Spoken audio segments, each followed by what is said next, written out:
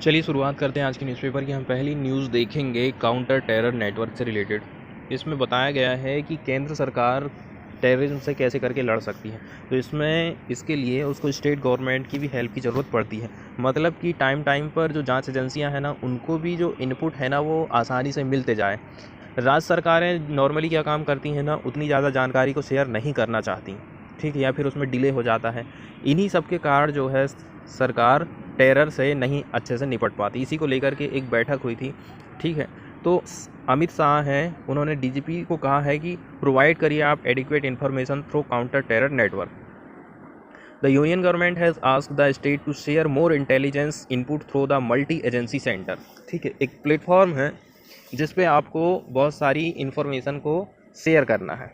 State government को ऐसा कहा गया है अमित शाह के द्वारा, ठीक है। मल्टी एजेंसी सेंटर MAC एक कॉमन काउंटर टेररिज्म ग्रिड है under the intelligence bureau that was made operational in 2001 following the Kargil war. 2001 में से ये काम करना चालू कर दिया है और इसकी स्थापना हुई थी कारगिल वार के बाद में। उसी को ध्यान में रखते हुए at a high level meet on Monday union minister Amit Shah asked the director general of police, DGP जिसको शॉर्टकट में कहा जाता है, कि आप जो है adequate information and actionable input share करिए MAC के माध्यम से। आगे बताया जा रहा है एज मेनी एज 28 ऑर्गेनाइजेशन, मतलब 28 ऑर्गेनाइजेशन उसमें शामिल है। Research and analysis wing R&AW, इसमें आर्म फोर्सेस और स्टेट पुलिस शामिल है। Are the part of the platform का नाम क्या है? MAC का मतलब होता है मल्टी एजेंसी सेंटर। जैसे कि नाम में ही मल्टी एजेंसी लिखा है, इसका मतलब ये है कि इसमें बहुत सारी एजेंसियां शामिल हैं। तो 28 ऑर्गेनाइजेशन इसमें शामिल हैं। Various security agency share real time intelligence inputs on MAC, मतलब कि अलग अलग जो एजेंसीज हैं वो सब इकट्ठी एक जगह पे आ गई हैं और जो भी उनको इन्फॉर्मेशन मिलती है टेरर से रिलेटेड वो MAC में शेयर करते हैं। Plans are afoot for more than a decade to link the system up to the district level. अब सरकार चाह रही है कि हम जो है डिस्ट्रिक्ट लेवल पर भी ये काम चालू कर दें। इस सीनियर गवर्नमेंट ऑफिशियल का कहना है कि though the system existed to share information among various agencies, it was not being implemented effectively. देखिए, इंफॉर्मेशन तो शेयरिंग हो जाती है, लेकिन दिक्कत यह है कि उसका इम्प्लीमेंटेशन इफेक्टिवली नहीं हो पाता है। एक बात कही जाती है कि राज्य सरकारें भी अनुत्सुक रहती हैं, reluctant. States are often reluctant to share information on the platform. There are several gaps in sharing critical information at right time. एक तो सही टाइम में, और दूसरी बात राज्य सरकारों की इच्छा भी नहीं होती कि वो इन्फॉर्मेशन को शेयर कर सकें।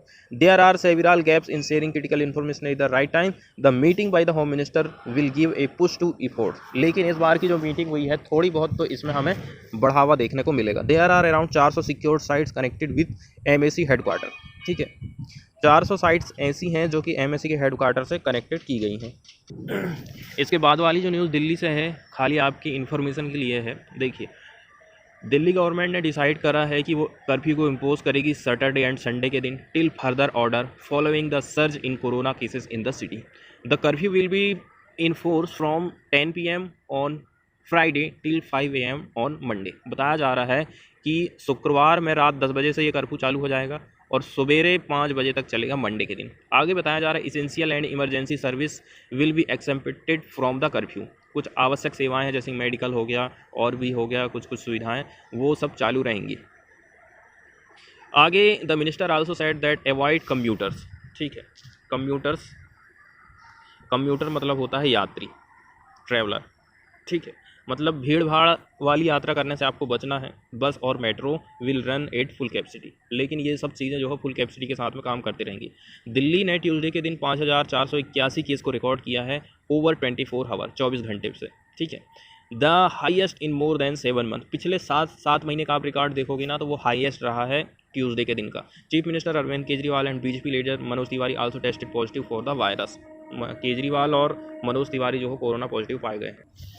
इसके बाद वाली जो न्यूज़ है हम वो देखने वाले हैं EWS कोटा से रिलेटेड। ठीक है, तो कब इसको दिया गया था, कितना % आरक्षण दिया गया था और क्यों दिया गया था वाली बात देखें ना तो अक्सर जनरल कैटेगरी वाले आरोप लगाते रहते हैं SC ST के वाले के ऊपर कि आप यहाँ तक पहुँचे हो तो आरक्षण के दम पर पहुँचे हो। ठीक है, यदि सरकार आपको आरक्षण नहीं देती तो आप यहाँ तक नहीं पहुँच पाते। सरकार हमारे साथ भेदभाव करती है, हमको भी आरक्षण चाहिए। पहले OBC वाले डिमांड कर रहे थे, अब फिर जनरल कैटेगरी वाले डिमांड करने लगे। तो इससे सब बातों को देखते हुए कि अब सभी को आरक्षण दे दो ना, ठीक है। आरक्षण का जो मेन उद्देश्य यदि देखा जाए ना, इकोनॉमिकली तो देखा ही गया था, इसके साथ साथ में देखा गया था कि कैसे उन जातियों ने भेदभाव का सामना किया है। ठीक है, भेदभाव, छुआछूत, अत्याचार, उत्पीड़न, बहुत सारी चीज़ों को फेस किए हैं अनुसूचित जाति वाले लोग सबसे ज़्यादा, चमार, महार, मेहरा। ठीक है, इसी के चलते चलते भीमराव अंबेडकर ने आरक्षण वाली व्यवस्था हमारे संविधान में करी थी। तो आगे चल के सरकार ने क्या काम करी, जनरल कैटेगरी वालों को भी कह दी कि हम आपको 10% आरक्षण देंगे। उसी को लेकर के ये न्यूज़ आई है। तो 10 लाख का 10% का जो आरक्षण है सरकार देगी, उसमें उसने निर्धारित कर दी है कि 8 लाख रुपया सालाना वार्षिक आय। ठीक है, 8 लाख रुपया सालाना वार्षिक आय से आपकी यदि ज़्यादा आय है तो आप रिजर्वेशन की कैटेगरी से बाहर हो जाओगे। तो इसी बात को लेकर के सुप्रीम कोर्ट में ये केस चल रहा है। ठीक है, नीट में आरक्षण वाली बात जब चल रही थी तो किसी ने याचिका दायर कर दिया कि जो 8 लाख की सीमा है वो सही नहीं है। ठीक है, तो उसी की सुनवाई अभी चल रही है। तो जो 10% EWS quota was introduce under the 103वें नंबर का कॉन्स्टिट्यूशनल अमेंडमेंट एक्ट 2019 के माध्यम से संविधान में 103वें नंबर का संशोधन किया गया, तब जाके ये 10% का आरक्षण लागू हुआ है। ठीक है, और इसमें आर्टिकल 15 और 16 में अमेंडमेंट किया गया है। इसमें इंसर्ट करे हैं 15 आर्टिकल 15(6) और article 16(6). It is for economic reservation in jobs and admission in education institution for EWS। मतलब कि न केवल जॉब में आपको रिजर्वेशन मिलेगा, इसके अलावा यदि आप किसी स्कूल कॉलेज में भर्ती ले रहे हैं तो वहाँ पर भी आपको रिजर्वेशन मिलेगा। It was enacted to promote the welfare of the poor not covered by the 50% reservation policy for SC ST and OBC। इसका मतलब ये है कि पहले एक इंदिरा साहनी केस आया था जिसमें कहा गया था कि रिजर्वेशन 50% से ज़्यादा नहीं हो सकता, सबको मिला दो आप। ठीक है, तो उसमें कहा जा रहा है कि ये जनरल कैटेगरी वाले लोग शामिल नहीं हो पाए, तो अब उनको कैसे शामिल करेंगे, इसके लिए सरकार ने व्यवस्था कर दी 10% आरक्षण की। It enable both centre and state government to provide reservation to EWS of the society. ठीक है, लेकिन इसके कुछ कुछ कंसर्न हैं जिनको हम पिछली बार देख चुके थे। ठीक है, आगे हम सीधे न्यूज़ की तरफ चलते हैं। सुप्रीम कोर्ट आज सुनवाई करने वाला है EWS कोटा से रिलेटेड। ठीक है, केंद्र सरकार ने तो इसकी अर्जेंसी बताई है कि जल्दी कर दो आप, क्योंकि नीट PG काउंसलिंग जो है आधार में लटक गई है और बहुत सारे जो डॉक्टर लोग हैं उस पर चले गए थे ना, विरोध प्रदर्शन पे उतर आए थे, क्योंकि ये जो काउंसलिंग है ना उसमें डिले हो रहा था। अब इसमें थोड़ी सी हिस्ट्री बताई जाती है। 29 जुलाई 2021 से ये स्टार्ट होती है। गवर्नमेंट ने इशू करा था नोटिफिकेशन। ठीक है, उसमें अनाउंसमेंट हुआ था 27% quota for OBC, 10% for EWS। ठीक है, economically weaker section in the all India quota category in NEET PG। ठीक है, अब इसमें देखो 27% का जो कोटा है, 27% हो गया OBC का, 10% हो गया किसका, जनरल कैटेगरी का। अब इसमें SC वाले का भी कोटा रहेगा और ST का भी कोटा रहेगा। इन सबको यदि आप जोड़ दोगे तो 37% तो यही हो गया। ठीक है, अब बचा कितना, अब बचता है 13%। ठीक है, अब बच रहा है 13%। तो इस 13% को आप SC और ST में डिवाइड कर रहे हो ना। तो ऐसा कैसे हो सकता है, क्योंकि SC और ST को भी आप रिजर्वेशन दे रहे हो, तो ये रिजर्वेशन रियल में ना 50% से ओवर हो जाएगा। इसी के चलते चलते एक व्यक्ति किसी ने याचिका दायर कर दी कि ये जो इंदिरा साहनी वाला केस है ना, उसको उस सीमा को ये तोड़ रहा है। 28 अगस्त को क्या होता है, ए bench of petitions filed through advocate Charu Mathur challenges the notification in the supreme court. उस नोटिफिकेशन को किसी ने चैलेंज कर दिया सुप्रीम कोर्ट में, तो कोर्ट ने इशू करा नोटिस गवर्नमेंट को। फिर अक्टूबर 21 को क्या हुआ, सुप्रीम कोर्ट ने एक्सटेंड कर दिया ambit of the case, ask the government to file an affidavit clarify the basic for adopting the 8 lakh income criterion on the identify EWS category. 8 lakh रुपये आपने रखे हो तो आखिर किस बेस पर आपने रख दिया 8 लाख रुपया सालाना। 25 नवंबर को गवर्नमेंट ने इन्फॉर्मेशन दिया सुप्रीम कोर्ट में, it has taken a considered decision to revisit the criteria for determining the EWS quota, form a review committee, agree to suspend NEET counselling. आगे जाके क्या हुआ, नीट की काउंसलिंग इसी के चक्कर में सस्पेंड हो गई थी। The review committee submit report find 8 lakh criterion feasible. लेकिन जो रिव्यू कमेटी थी उसका कहना है कि 8 लाख की जो सीमा है वो सही है। इसके बाद वाली न्यूज़ हम देखने वाले हैं ग्राम पंचायत में रिजर्वेशन कोटा से रिलेटेड। ठीक है, tribal ups in arm over quota in panchayat election.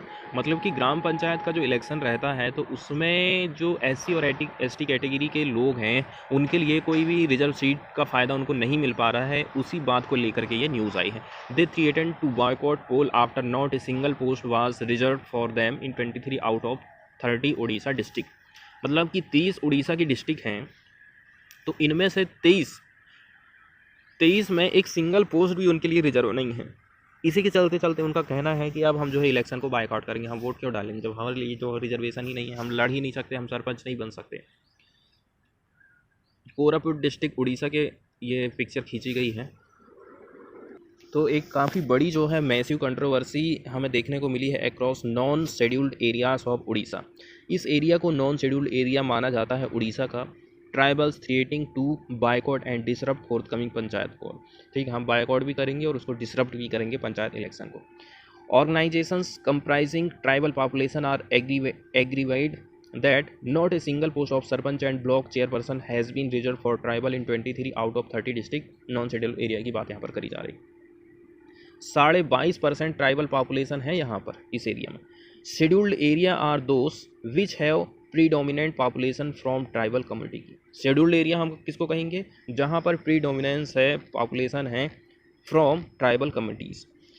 3 district Mayurbhanj, ठीक है, सुंदरगढ़ और Koraput have identified as fully scheduled area where part of Rayagada, Keonjhar, Sambalpur, Boudh, Kandhamal, Ganjam, Kalahandi and Balasore are scheduled areas. As tribals constitute 22.5% of state total population. Orissa में आप देखोगे total population का 22.5% हिस्सा आदिवासी लोगों का है। ठीक है, reservation of post of sarpanch, इसके अलावा block chairman and zila parishad chairman has been made based on the their population percentage. तो इनकी जो पोस्ट है वो रखी गई है based on their population percentage. Accordingly post have been reserve for tribals only in scheduled areas. और बताया जा रहा है जो शेड्यूल्ड एरियाज है ना वहीं पर बस ट्राइबल एरिया के लिए रिजर्वेशन रखा गया है। उड़ीसा हाई कोर्ट ने दिशा निर्देश जारी किया था to reserve post as per proportion of state population. इसके बाद वाली जो न्यूज़ है वो भी हम उड़ीसा से ही देखने वाले हैं। उड़ीसा चाइल्ड पैनल ने अपोज किया है rising legal age of the marriage. लड़कियों की उम्र शादी की 18 से 21 साल करने वाली बात चल रही है। तो उड़ीसा का जो चाइल्ड पैनल है वो इसका विरोध क्यों कर रहा है? The move could create unwed mothers, ऐसा कहना है OSCPCR। ये एक संस्था है जो कह रही है कि यदि आप शादी की उम्र बढ़ा देते हो, 18 से 21 साल कर देते हो, लेकिन लड़कियों के साथ में जो सहमति संबंध बनाने की एज है, मतलब सेक्स वाले जो संबंध बनाने की एज है वो 18 साल के ऊपर निर्धारित कर दी गई है। अब बताइए आप कि संबंध बनाया जा सकता है लेकिन शादी नहीं की जा सकती। ठीक है, और जाहिर सी बात है यदि संबंध बनाया जाता है तो अनचाहा गर्भ, ठीक है, अनचाहा गर्भ होगा और गर्भ के बाद फिर गर्भपात भी होगा। तो ये सारी चीज़ें बढ़ने वाली हैं। ठीक है, इससे अपराध बढ़ने ही वाला है, कम नहीं होने वाला है, ऐसा OSCPCR का कहना है। The Orissa state commission for protection of child rights, इसने अपोज किया है जो मूव चल रहा है राइज करने की बात legal age of marriage for girls to 21। ठीक है, it would not be effective in preventing child marriage. इससे लड़कियों की जो कम उम्र में शादी हो जा रही है वो रुकने वाली नहीं है।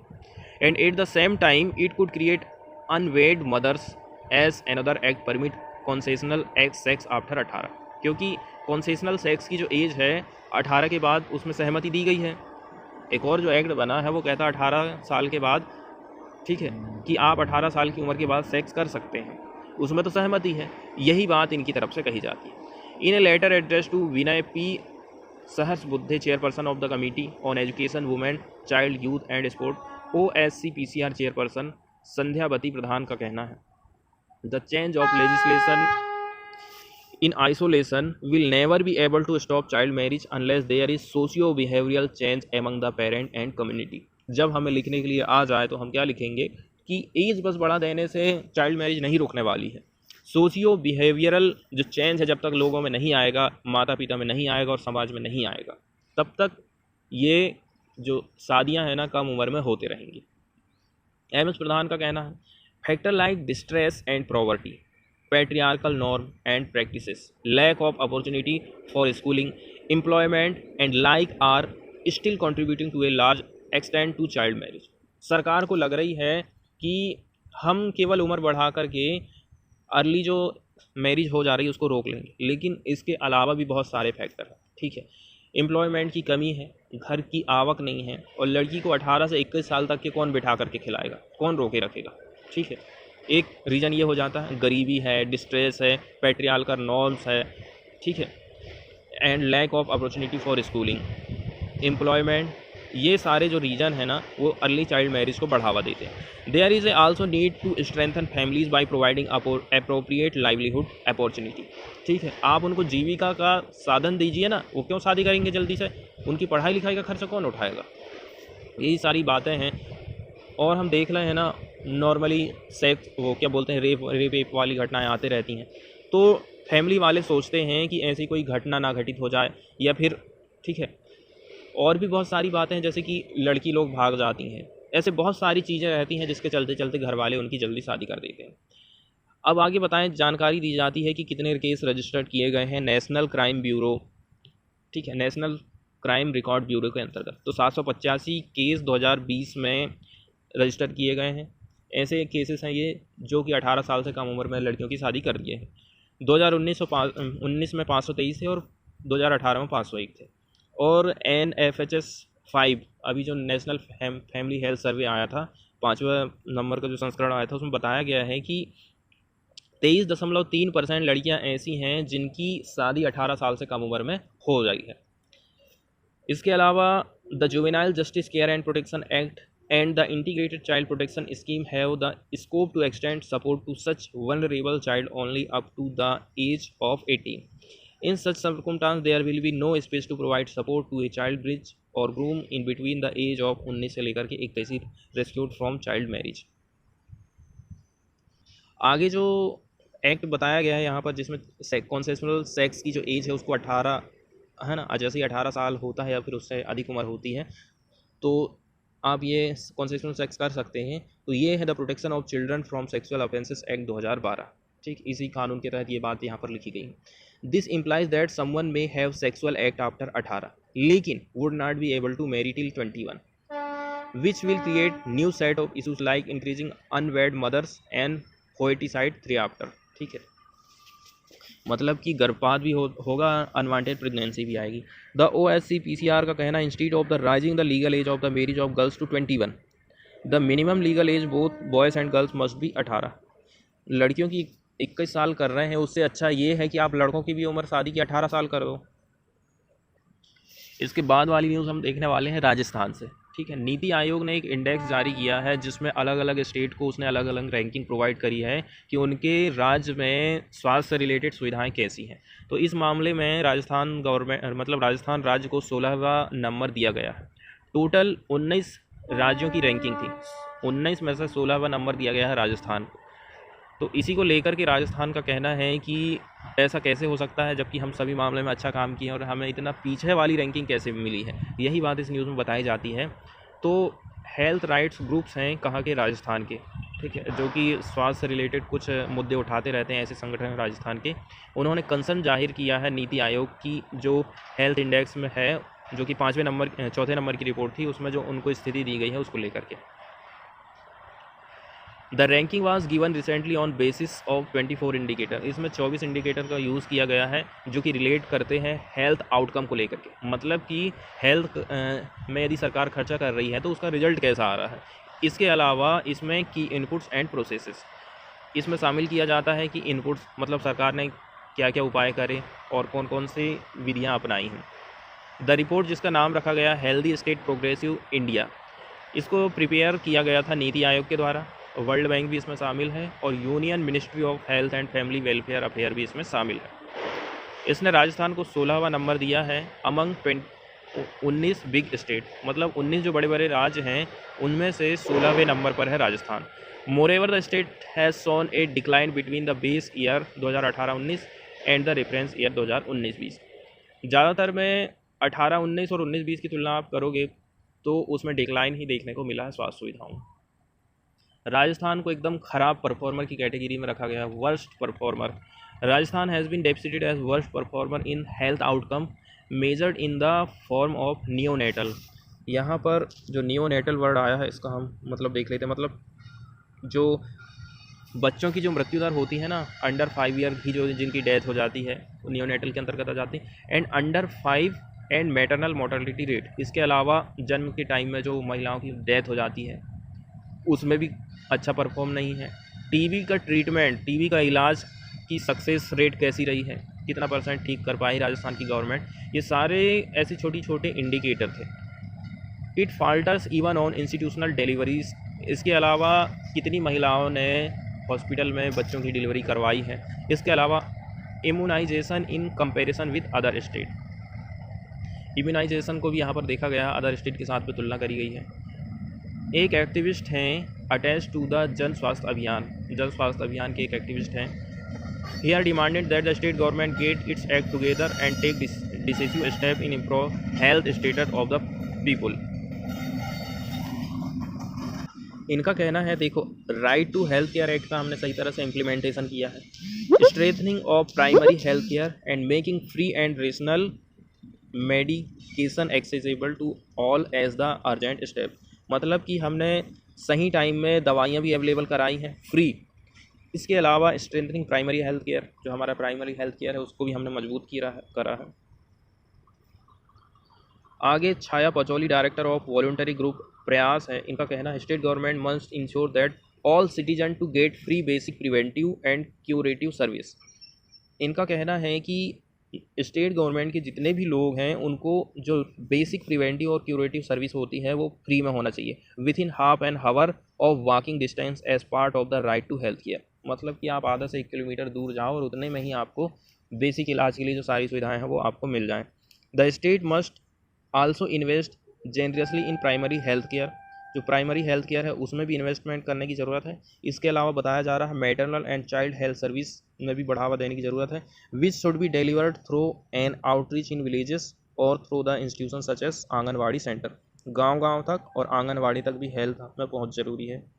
इसके बाद वाली न्यूज़ हम देखने वाले हैं वो है महाराष्ट्र से। सोशल वर्कर है, सामाजिक कार्यकर्ता सिंधु ताई सापकल, इनकी डेथ हो गई है। ये जानी जाती थी ऑर्फन चिल्ड्रंस मदर, मतलब कि जो अनाथ बच्चे रहते हैं उनके लिए इन्होंने बहुत अच्छा काम करा था।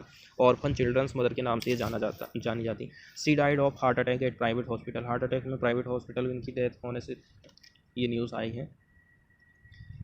India Pune renowned social worker Sindhu ताई सपाकल, fondly known as orphan children's mother, died following a heart attack at a private hospital here, doctor लोगों का कहना है। सापकल जिन्होंने रिसीव किया था पद्मश्री लास्ट ईयर, पिछले साल इनको पद्मश्री अवार्ड मिला था, हैड कंप्लीटेड 74 ईयर इन नवंबर, 74 साल नवंबर में इनके पूरे हो गए थे। आगे बताया जा रहा है हॉस्पिटल में इनको भर्ती किया गया था, उसी के बारे में दी गई क्यों भर्ती किया गया था। यहाँ पर बताया जाता Sapkal who give up in extremely poverty, एकदम गरीबी में इनका लालन पालन हुआ था। Went on to set up institute for orphan children, ठीक है, फिर इन्होंने क्या है कुछ इंस्टीट्यूट सेटअप करे फॉर ऑर्फन चिल्ड्रन। इनका जन्म हुआ था 14 नवंबर 1948 को Wardha district of Maharashtra. Sapkal was forced to drop out school after she had passed classes 4, मतलब चौथी के बाद इनकी पढ़ाई बंद करवा दी गई थी। At the tender age of 12 she was married to 32 year old man, 12 साल की थी और 32 साल के ओल्ड मैन से इनकी शादी हुई थी। After she gave birth to 3 children, 3 इनके बच्चे होते हैं। Her husband abandoned her even when she was pregnant, आगे बताया जाता है कि जब ये प्रेग्नेंट थी तो उस टाइम में भी इनके पति की तरफ से ज़्यादा कोई सहयोग नहीं मिला था। Her mother and the village where she had grown up refuse to help, ऐसे टाइम में, ठीक है, ना तो उनकी मदर और ना ही उनके गांव की तरफ से कोई हेल्प इनको मिली। Forcing her to beg to raise her daughters at 1 point. She overcame these circumstances with sheer will power and started working for orphans, यही सब बातें हैं जिसके चलते चलते अनाथ बच्चों के लिए इन्होंने काम करना चालू किया। Having raised over 1050 orphan children, she could boast of having 207 sons in law and 36 daughter in law. इसके बाद वाली जो न्यूज़ है वो हम देखने वाले हैं डैम सेफ्टी एक्ट को रिलेटेड। अभी जो पिछली ठंडी के टाइम में संसद में जो बैठक चल रही थी उसमें ये एक्ट को पास कराया गया था। तो इसकी इम्प्लीमेंटेशन को हाई कोर्ट में चैलेंज किया गया है। लेजिस्लेशन बैलेंटली अजरब्स स्टेट पावर, ऐसा कहना है डीएमके एमपी का। इसका मतलब ये है कि स्टेट गवर्नमेंट कोई भी अपनी तरफ से जो निर्णय ले सकते थे वो अब नहीं ले पा रहे हैं, सब चीज़ के लिए केंद्र सरकार के ऊपर निर्भर होना पड़ रहा है। द्रविड़ मुनेत्र कड़गम डीएमके लोकसभा मेंबर हैं, Ramalingam representing Mayiladuthurai constituency in Tamil Nadu has moved the Madras High Court challenging the constitutional validity of the Dam Safety Act 2021 on the ground that it goes against federalism and is beyond the legislative competence of the center। दो बातें इसके खिलाफ इन्होंने कही कि एक तो जो भारतीय संघवाद है जिसमें कहा गया है कि केंद्र सरकार की पावर अलग है, राज्य सरकार की पावर अलग है, सब लोग अलग अलग उस पर कानून बनाएंगे, तो उसके ये खिलाफ है फेडरलिज्म जिसको कहा जाता है, and is beyond the legislative competence of the centre, और जो सेंटर के अंदर में नहीं आ रहा है, लेजिस्लेटिव के अंदर में नहीं आ रहा है, उससे ये बाहर है। इसके अलावा और क्रिटिसिज्म ये किया जाता है रामलिंगम के द्वारा, contended that certain term including the word dam in the act, इस एक्ट में जो डैम को बताया गया है कि आखिर हम डैम किसको कहेंगे, कौन कौन से डैम इसमें शामिल, had been deliberately defined vaguely to give unbridled power to centre to create any dam as specified dam. इसमें डैम को सेंट्रल गवर्नमेंट को ज़्यादा पावर दे दी गई है कि वो किसी को भी डैम को स्पेसिफाइड डैम घोषित कर सकती है, क्रिएट कर सकती है। इनका डर है कि if the definitions were accepted almost all dam in the country would fall under the purview of the act. अगली न्यूज़ हम देखने वाले हैं श्रीलंका से। श्रीलंका की कैबिनेट ने क्लियर कर दिया है ऑयल टैंक डील को। Agreement will mark a milestone for India in a long stalled controversial project in Trincomalee, मतलब कि बहुत लंबे समय से जो प्रोजेक्ट आधार में लटका हुआ था, अब वो श्रीलंका ने क्लियर कर दिया।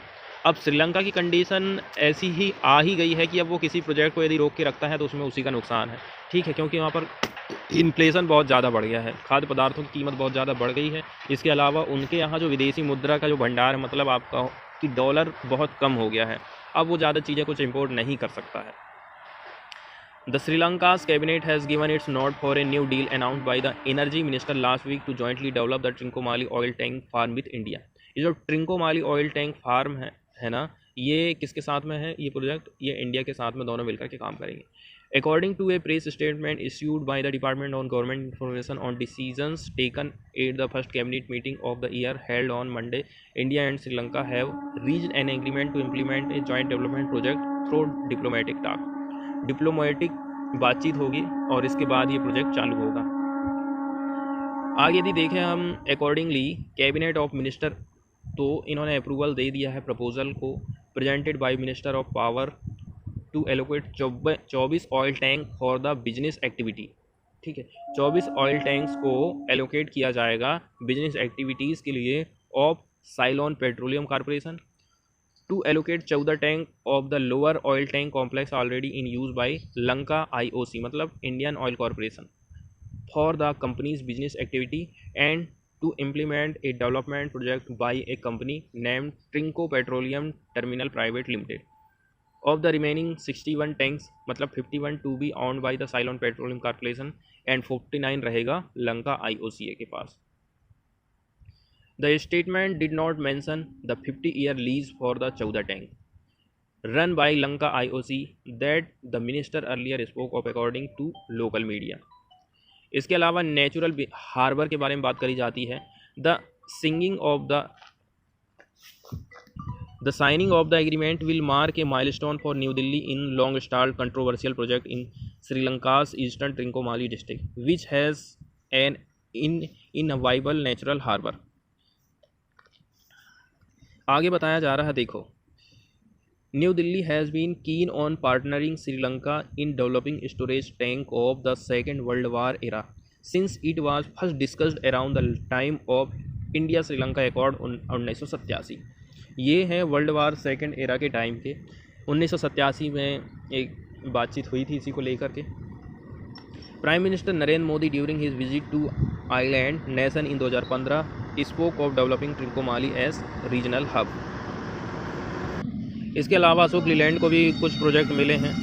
Ashok Leyland has won the bid for providing 500 new buses to Sri Lanka, while Sri Lanka police force ये प्रोक्योर करेगी 750 jeep from Mahindra and Mahindra को, according to the official release.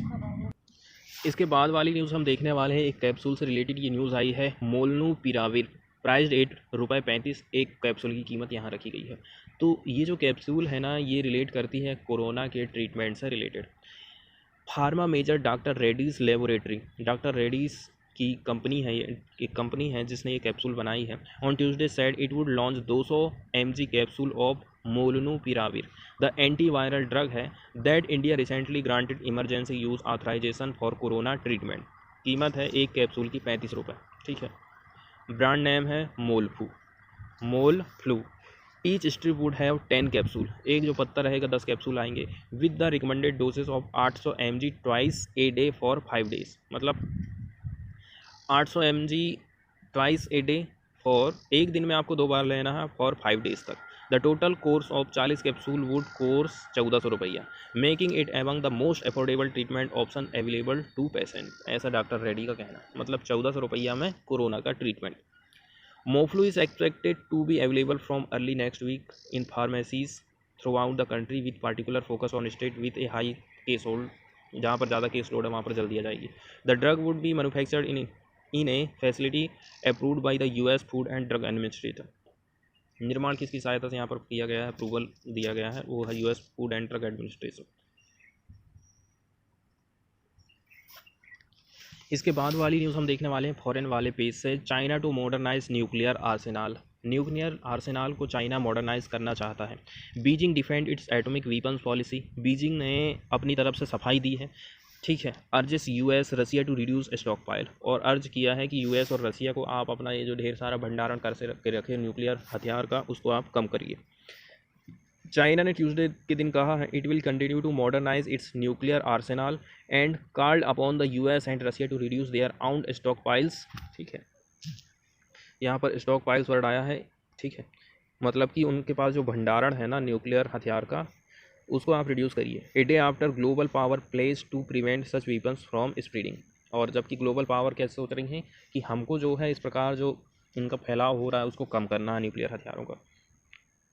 In a rare joint statement setting aside rising West-East tension, the US, China, Russia, Britain and France reaffirmed their goal of creating a world free of atomic weapon and avoiding a nuclear conflict। ये जितनी भी power है, इन्होंने क्या काम करा है कि एटॉमिक वीपन से हमको वर्ल्ड को फ्री रखना है, न्यूक्लियर कॉन्फ्लिक्ट नहीं देखने को मिलना चाहिए आने वाले टाइम में, ऐसा इनका कहना। The 5 nuclear power also committed to full future disarmament from atomic weapons, ठीक है, which have only been used in conflict in the US bombing of Japan at the end of Second World War। डिसआर्मेंट करने की यहाँ पर बात करी जाती है, जिसका यूज़ किया गया था सेकेंड वर्ल्ड वार में अमेरिका के द्वारा जापान में। But squaring that rhetoric with reality will not be easy at a time of spiralling tension between those same global power not since the cold war. आगे कहा जा रहा है कि ग्लोबल कंसर्न है, चाइना रैपिड मिलिट्री मॉडर्नाइजेशन कर रहा है, specially after its armed forces last year announce they had developed a hypersonic missile that can fly at 5 times speed of sound. ध्वनि की गति से 5 गुना तेज से ये हाइपरसोनिक मिसाइल चल सकती है। The US has also said China is expanding its nuclear arsenal with as many as 700 warhead हैं by 2027 and possibly 1000 by 2030। Arsenal nuclear जो आर्सेनल है, वीपन्स है, वो उसको बढ़ाते ही जा रहा है चाइना। 2027 में 700 कर देगा, 2030 में 1000 कर देगा। चाइना ने इस बात में सफाई दी इट्स न्यूक्लियर वीपन पॉलिसी की, और कहा रसिया और यूएस को by far the world's largest nuclear power should make the first move on disarmament. सबसे पहले आप दोनों को ही अपने हथियार को ख़त्म करना पड़ेगा, गिराना पड़ेगा या फिर कम करना पड़ेगा। The US and Russia still possess 90% of the nuclear warhead on the earth. पूरे वर्ल्ड में 2 देश ऐसे हैं जिनके पास 90% न्यूक्लियर हथियार हैं। They must reduce there nuclear Arsenal in irreversible and legally binding manner में। आगे की जो न्यूज़ है वो चाइना से ही आई है। Xi signs combat training order for PLA, ठीक है, मतलब कि कॉम्बैट ट्रेनिंग ऑर्डर है पीएलए से। The arm forces must redouble their effort to better combine training with combat operation. मतलब कि लड़ाई और युद्ध जैसी कंडीशन में चाइना की सेनाएं किस प्रकार से अच्छे से काम कर सकती हैं, उसी को ट्रेनिंग को लेकर के ये बात करी जाती है। China's president Xi Jinping on Tuesday signed an annual mobilisation order. ठीक है, एक एनुअल मोबिलाइजेशन ऑर्डर जिस पर उसने साइन करा है to mark the start of this year's training for the Chinese military with an emphasis on combining training with combat operation. Training भी है और कॉम्बैट ऑपरेशन, दोनों चीज़ इसमें शामिल है। The training mobilisation order are issued by Xi Jinping who also head of the central military commission. CMC के ये head भी हैं।